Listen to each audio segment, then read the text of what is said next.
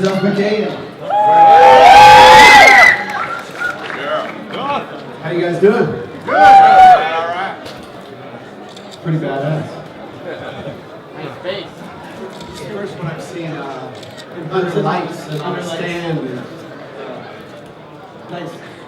We're here. I'm Justin. I'm the EVP of Fender Products, and I'm just happy that Duff's here today. We're going to launch his Deluxe Precision Bass Special, which is the next evolution of his signature bass that we've had with him for a long time. We're always honored that Duff's been such a great member of the Fender family. And this started a couple of years ago. We were just talking and talked about his bass. It's been out in the market for a little while, and we were like, let's just update it a little bit. And so Duff had some ideas, and we kicked it around, and it was pretty awesome. I mean, could you talk about just kind of how you started playing, playing bass, and then the Fender bass specifically? Sure. How you guys doing? Good. Good? Are you interested in this bass talk? Yeah. I'll tell some lies and I'll make up a story. No. I started playing bass. I had an older brother, Bruce. He was a left-handed player, and I write left-handed. So I was originally left-handed because he had a left-handed bass and left-handed guitar at home. He left. He taught me my first, the birthday song of the Beatles, which is the major blues scale, basically. And that was all I really had to know. That's enough to get you through a long time. And he left the house, and what did I do? I bought a Gibson EVO bass when I was 13 with paper route money from the Seattle Times. And $125, I'm sure it was stolen. I got a guitar sometime after that. I was a drummer also at the time. Played somebody else's drum kit, and finally was able to scrape together money to get a drum kit when I was probably about 17. So I had a bass, I had a guitar, I had a drum kit. Played in a bunch of bands.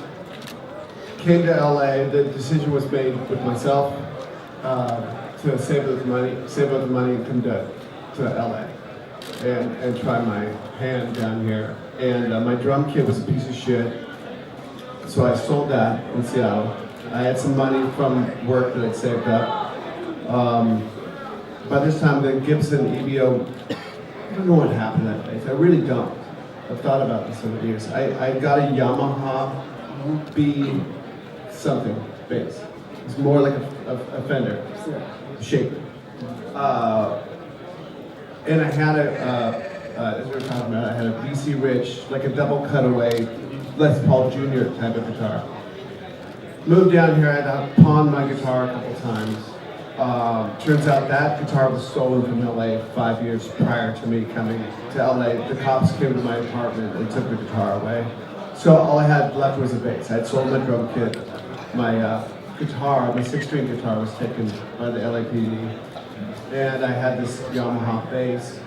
And that was right about the same time that I had met Slash through an ad in the Recycler. And Izzy had moved across the street from me.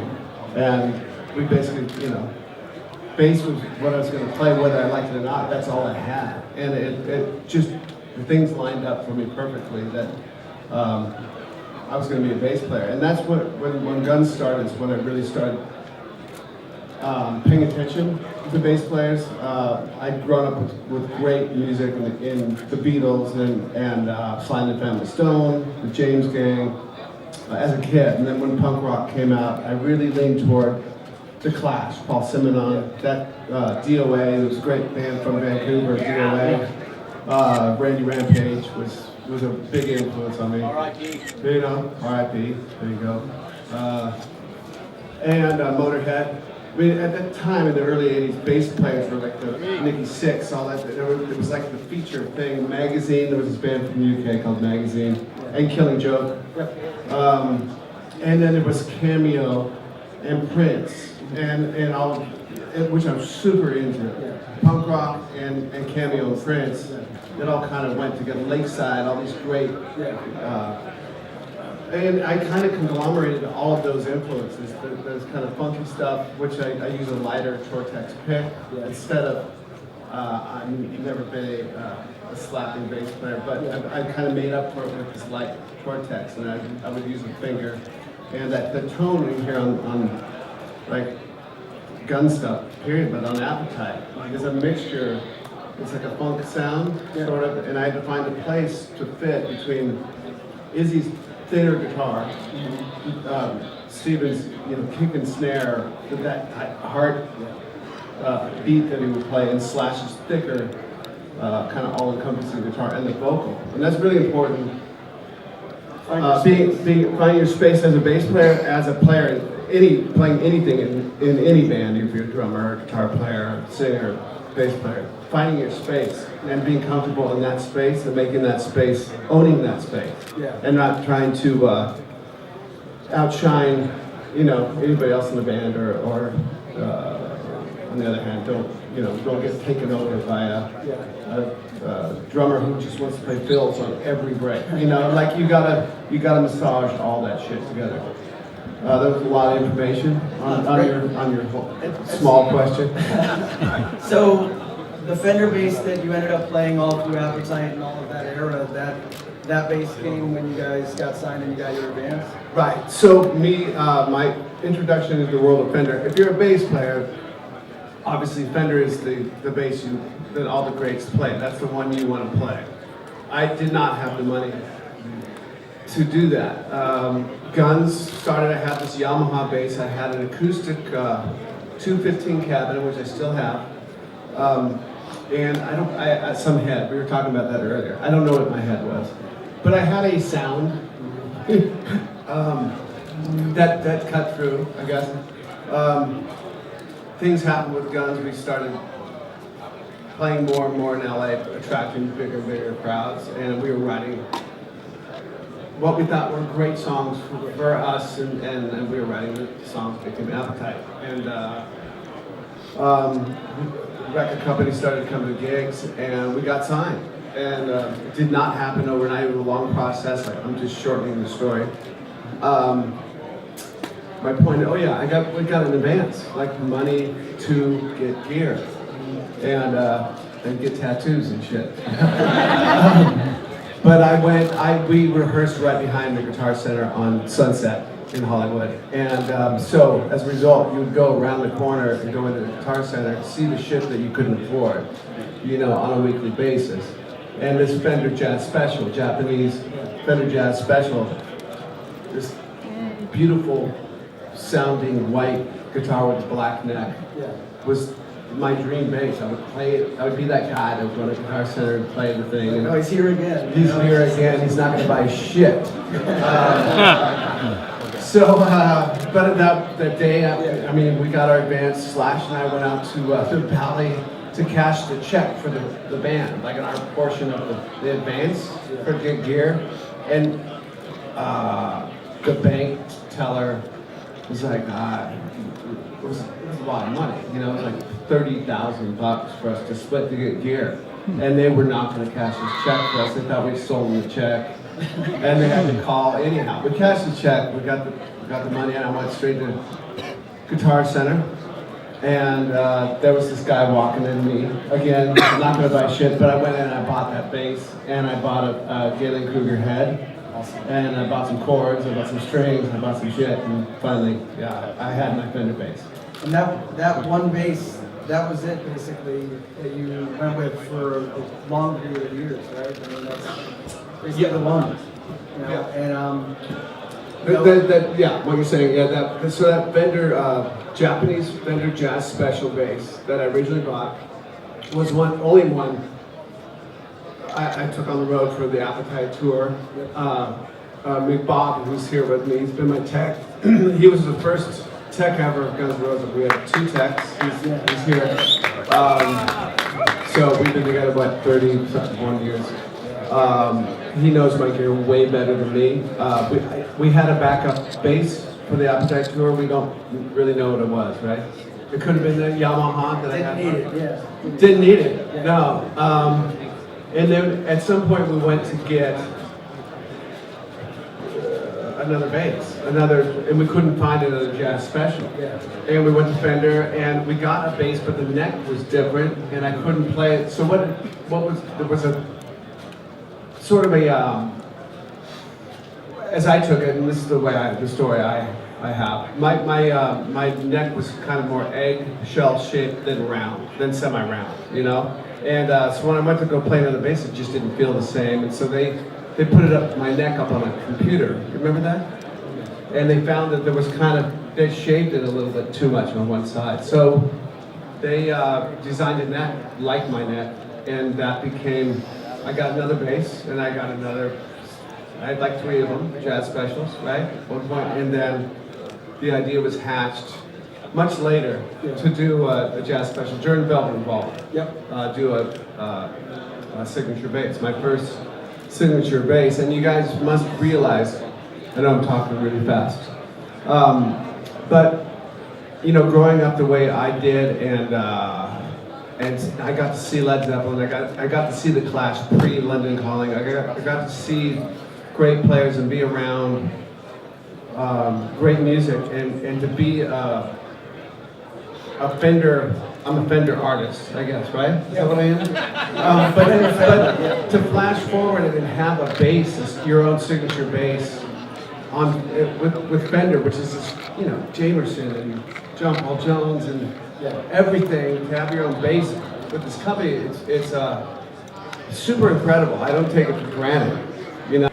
Started playing with this band called the Walking Papers, which was super groovy, very sparse band. Barrett Martin is drummer. Drummers really make a difference on how you play bass. Screaming Trees, just magnificent kind of a Cuban, African influenced drum style.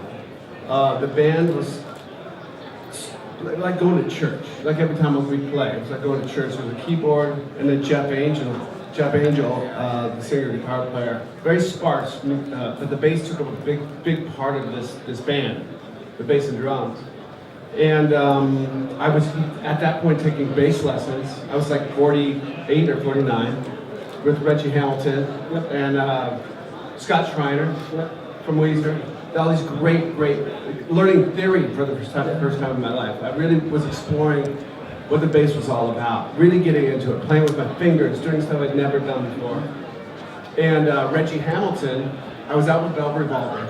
He sent me his modded Geddy Lee, right? It was Geddy Lee jazz, Reggie Hamilton mod, like super fancy bass, and with a drop D. And for Walking Papers, we needed that flexibility. There's a lot of songs with drop D, so I played this jazz bass. Basically, it's a jazz. Reggie's mod of the jazz, and I really fell in love with this guitar and with the drop D and the flexibility of that. Fender came to me they'd noticed I'd switched to this other bass for a while, and we started designing something, a cross between the Special and this jazz bass that I'd taken out with Walking Papers. And you can probably take it from here. Yeah, so basically we wanted to kind of keep true to the, you know, what the original iconic bass was, but then kind of modernize and bring some of the other elements in. So before it didn't have a pick guard, it didn't have the block inlays. See the 12 with the 12 inlay, still kept the painted neck. See how Mike's away? Do you know what that's about? Oh, of course, the 12 Seahawks! There you go. And added the drop D tuner as well, which we didn't have before, which just is awesome for flexibility, especially these days. So many people go back and forth, so you have to keep changing back and forth. And stuck with the white, pearl, and the black, as we have, you know, as we've had in the line. But it's just a kind of nice, kind of subtle evolution. And while we were developing it, we were going back and forth with Nick, Bob, and Duff. And you've been playing these on the road when you guys did your whole South America. You've been playing these for a while. We did a lot more than South America. Yeah, world. Yeah. So, last 2 years. yeah, if anybody's seen the Not in This Lifetime tour, a lot of people came. I did notice that. It was fucking amazing. Millions. Yeah, that millions. Yeah. Yeah. But I started working this bass into, we had a couple prototypes. Yep. And so I have a drop D thing. I use this bass on some Chinese songs on, who do I use it? Big Bob. Chinese song better. There's a half step with a drop D. Yeah, there's a bunch of different tunings. Yeah. So this is a set we play. I don't know, 30 songs. We play 3.5 hours. There is three or four different tunings. So I do have to bring more basses out for this than just the one flexible thing from Walking Papers. But we started working the new bass into the gun set, and it does have it's a kind of a fuller tone. Has a bunch more versatility than the Spectre. But I have a lot of, these two weapons, that's all I need. Yeah. And I'm not trying to, the basses I just chose to play are the most killer basses. I didn't invent them, they're Fender basses, but. Put your spin on them though, and it's really cool. It's really well done. Okay. Yeah. So right now, what do you have coming in the future? I know you just did a solo record, or? I wrote songs while I was out on this Guns tour 2.5 years, basically on acoustic guitar, and Shooter Jennings and I got together and made this. It's not a protest record. It's just I read a lot of history. Yeah. I've been traveling for 30-something years, observing what's going on, which is what I do when I go out and travel and tour. I talk to a lot of people, I observe stuff. I'm a father, I'm a husband, I'm a friend, and I just wrote some songs that I felt important to me. Mm-hmm. So that record's going to come out, I think, in May. I think a single's coming out in a couple of weeks. It's all 10 minutes, yeah. It's great. Well, I mean, I just wanted to say thanks again to Duff here. I mean, true rock and roll legends, from the fastbacks back in the day, all the way through, Velvet Revolver, Guns N' Roses, Walking Papers, Neurotic Outsiders, always working, always doing the music, and we're just appreciative. Now you talked about thinking that you're not worthy of being in that pantheon of all the bass players, that's the people that came. It is like a Mount Olympus. You, sir, deserve a throne in the Mount Olympus, and totally appreciate it. And we're just so happy to work with you, and so happy to have this new bass out there for everybody to check out. So, thank you. Thanks you guys for showing up. Thanks, Ralph. Question? Oh, you got a question? All right. We can do that. So he talked about some of your bands before. Bars. Well, yes. Seattle days. Yeah, no, I know you guys. I was a early punk rock drummer, man. Young And buck. that was a super aggressive. Playing drums in the parts. He asks what was it like playing drums in the parts. Thank you. 99.5% of you guys don't know what he's talking about. It was an early punk band. I'm that at was it. 0.5. 0.5. Yeah. You have a question? What can you tell us about the Westies? Oh, the Westies. Oh, good, man. Yeah, I just wrote their bio on the Westies. My wife, he's asking what do I know about the Westies, and the Westies is this band. My wife just finished a novel, and it's coming out April 12th. And in the novel, it took her 9 years to write this. I'm so proud of her. It's so good. There's a band in it called the Westies from the 90s. They were they held the rock and roll thing down when everything else was falling apart. This band, the Westies, and I've read this book like 3 times, right? So I feel like the Westies to me are a real thing, the Westies saved rock and roll in 1995. Fuck yes. So the Westies have a single out when her book comes out on Rare Bird Books. They also do vinyl. So they like to do 7-inch singles with their hardcover books, which is really cool. And they came up with this idea, is there Westies music that we can put out? So we found some Westies music, some unreleased stuff from the 90s. I wrote a bio for the Westies as me now, which you can read when you get the single. It's super fun. Get her book. It's a rock and roll sort of amazing story. So really, really inventive and brilliant, and I'm proud of her. All right. Thanks, everybody. I appreciate everybody coming out and taking the Enough design time. enough? Okay. Hey, ladies, how are you? There's a lot of people here that I see out on tour all the time. Amazing.